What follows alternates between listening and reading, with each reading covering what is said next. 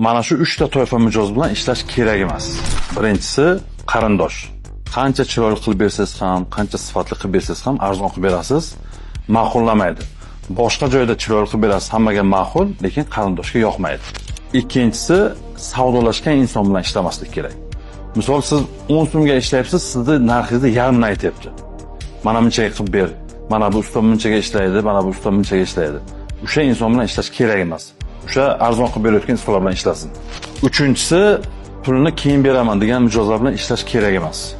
Siz topayotgan pulingiz o'sha mehnatingizni ketidan siz oila boqishingiz kerak. Bu yoqda narsaga kelishdingiz-u, ishni qilib berasiz, u pulni bera olmasachi. Keyin qarzga botishlar shundan kelib chiqadi. Shuning uchun mana shu 3 ta toifa insonlarni tavsiya qilmayman ishlashni.